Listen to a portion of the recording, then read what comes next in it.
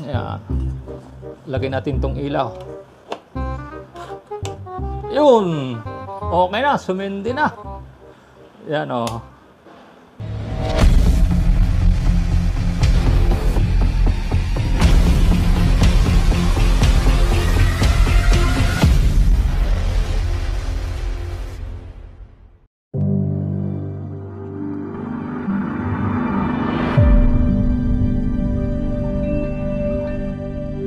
At mayroon tayong aayusin na isang extension cord na ang katawan niya ay metal. Ang problema daw nito, may sira daw tong switch. Titingnan natin kung yun nga talaga ang problema niya. Bago natin isaksak natin.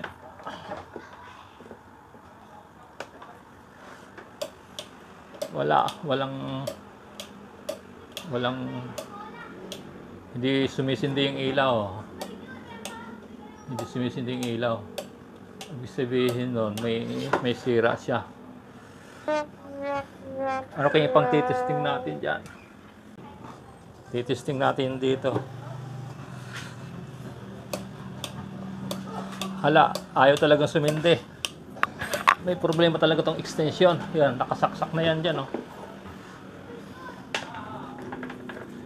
Yung power supply natin, may kuryente naman. Ayan, oh. Pagdating dito, wala. Oh. Ayun. Baka naglulos lang. Yun. Sa switch siguro ang problema na to. Check natin yung switch. Yan, pagka minsan nagkakaroon siya. Mayroon tong screwan dito, yan oh. Iba ito. Hanapin yung pangbukas niyan. Mayroon akong pangbukas niyan. Ito, gagamitan natin pangbukas ito. Hindi ko alam kung anong tawag nito. Bali may ito. May ilang kanto yan. 1, 2, 3, 4, 5, 6. May 6 na kanto siya. Maghahat lang tayo ng kasya dito. Ayun, kasyang-kasya. Hindi ko alam kung anong tawag dito. Yan, yung nakakaalam, mag-comment po sa baba. Yan siya, oh. May 6 na kanto siya. Hindi to kayang buksan ng ordinaryong screwdriver. Mabuti kumpleto ako sa gamit. Yan, oh. Naririnig yan, tumutunog. Ibig sabihin, hindi pa siya nabubuksan.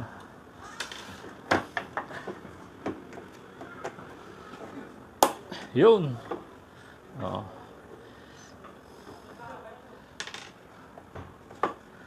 Yun. Nabubuksan siya. Ako palang nakabukas ito. Kailangan na dito panungkit. Upo na natin ko na ito. Mayroon pa kasi yung pag hindi pa ayos yung mga gamit natin. Ito, susungkitin ko lang ito ng electrician knife. Ayun, oh. Ititesting natin yung switch kung buo siya. Pakikinggan lang natin yung buzzer. Yan, wala pa. Chinik ko lang kung okay yung tester.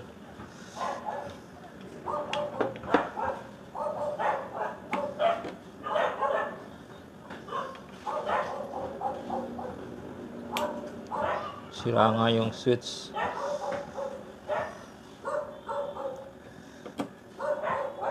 Walang koneksyon.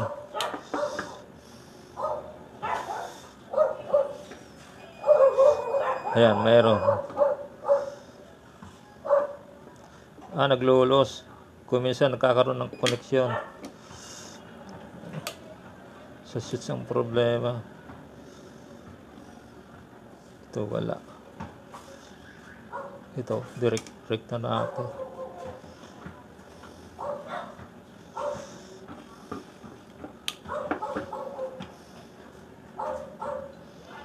Walang koneksyon.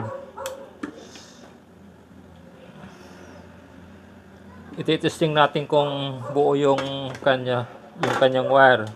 Pag hindi, sa switch talaga ang problema niya. Tingnan natin kung may continuity. Meron siyang continuity. Dito sa isa wala. Dito. Yan. Meron siyang continuity.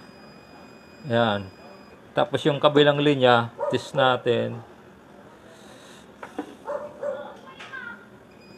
Meron. O, ang ibig sabihin, ang may sira itong switch. Nagluloko yung switch.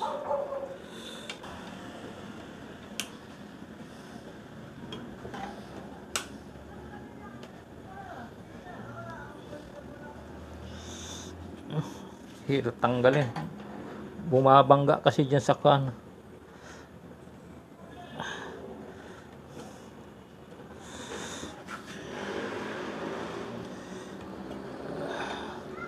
Bumabangga.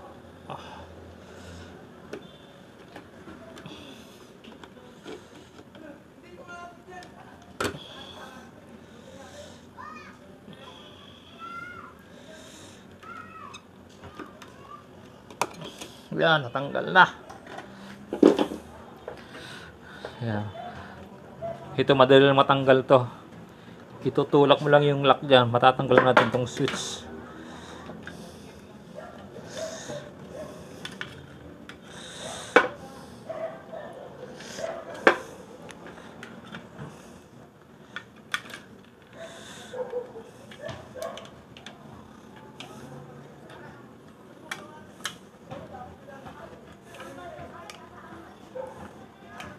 Yan.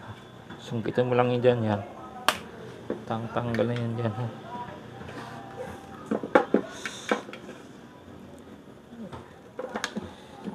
Yan.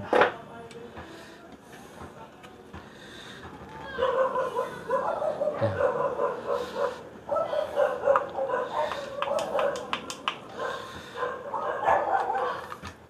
Yan. Natanggal na natin yung switch. Yan. Nare-repair naman to. Itong switch na to. Wag. Mahirap nang ma-repair. Naka-ribet. Huwag mong subukan. Masisira ang buhay mo. Pag pinilit natin to, masisira to. Bili na lang tayo ng bago nito. That's a great idea. Mas madaling gawin, bili na ng bago. Ito ang sira to. Bibili ako bukas ng bago nito. Papalitan ko na ng switch. Sa ngayon po, mayroon akong nabiling switch sa extension cord. Ito na, bagong-bago. Ayan o. Tingnan natin kung gagana siya.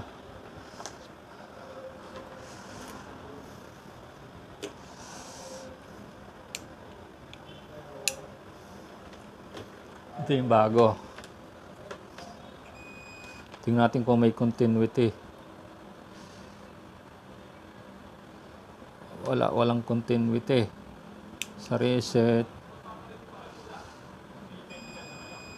Ayun, mayroong continuity. Yan, okay ito. Gagawin natin, titingnan natin kung kakasya dito.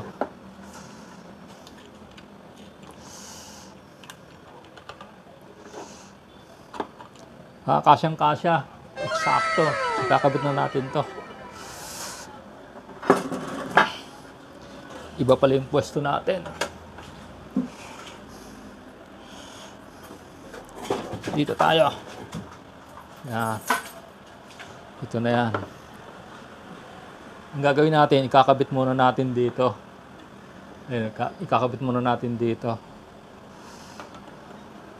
Yan. Eksaktong-eksakto naman siya.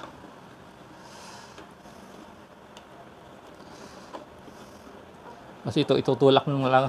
Meron kasi ditong pin. Yan. Habang ipapasok natin, itutulak natin to.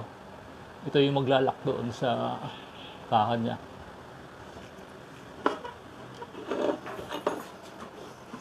Yan, ganyan lang siya.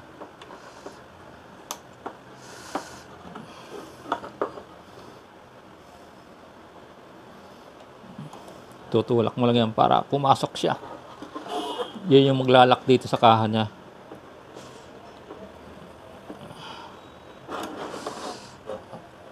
Tulak mo lang yan. Yun. O, yan. Okay na siya. Hihinang lang natin siya. Good. Hihinang natin. Sasaksak ko lang yung panghinang.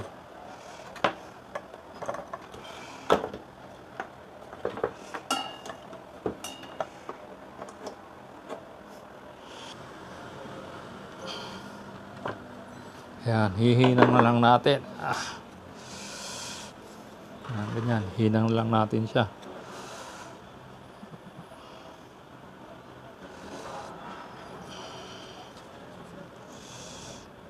Wala nang kawala yan.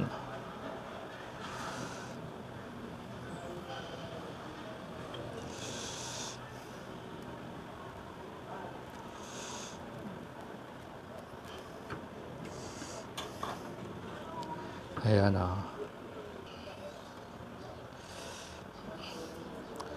Lagyan natin tong electrical tape. Baka dumikit doon sa katawan. Ayun. Para safe, lagyan natin ng electrical tape. May insulation naman pala kahit hindi ko nalagyan ng tape. Safe naman siya. Yan, safe naman siya. Pwede natin itong takpan.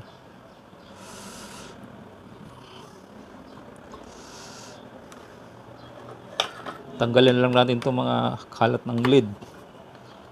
Baka mamaya matanggal. Ito rin mag-short sa loob.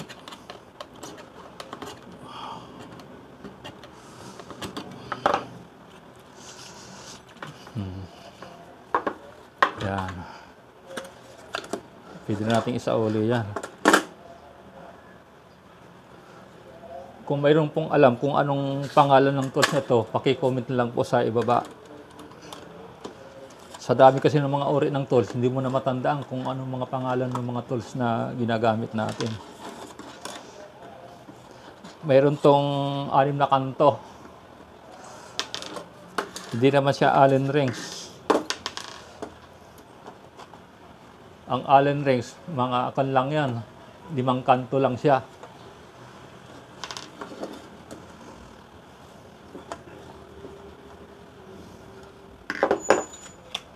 Yeah, sasawalin na natin siya.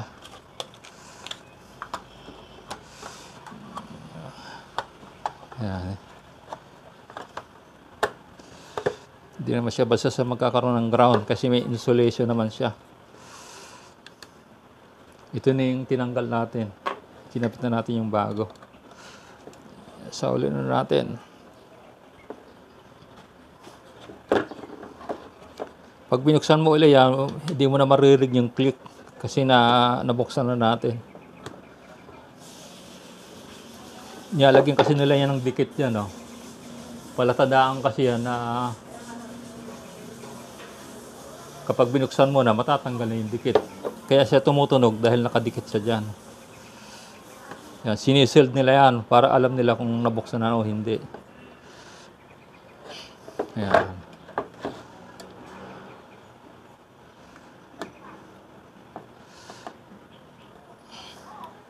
Sara na natin. Yan. Nakasara na. Testing natin kung grounded siya o hindi. Kinakailangan, bago natin ibigay sa nagkapagawa sa atin, dapat tinitesting natin kung wala nang problema siya. Testing mo natin yung continuity. Yan. Naka-off muna siya. Yan, wala. Ito yung common niya. Baliktarin natin. Dapat yan, wala siyang continuity. Pag pinindot natin reset, dapat tumunog yung tester. Ayun, okay siya. Tingnan natin kung walang shorted. Walang shorted. Tingnan natin kung may ground sa katawan. Wala. Pag titesting sa grounding, dapat magkasama yung dalawang terminal. Yan o. Wala siyang ground. Yan, safe na safe. Pwede nating testing. Tingnan natin kung puputok siya. Yan. Lagay natin tong ilaw. Yun. Okay na, sumindi na. Yan, oh. Ang galing! Yan, buo na. Yan, buo na yung ating extension cord. Yan, wala naman siyang ground, oh. Kapag may ground yan, hindi mo mahawakan yan. Oh, safe na yung pan. Safe na yung ating extension cord, oh. Yan, okay na. Okay na, pwede na natin ibigay sa may-ari. Okay. Maraming salamat sa patuloy na nagsusuporta sa ating maliit na YouTube channel. Magkita-kita na lang tayo sa mga susunod sa pag-upload ng video dito sa ating maliit na YouTube channel na Brother John Tech. Maraming salamat sa inyong lahat. Hanggang dito na lang.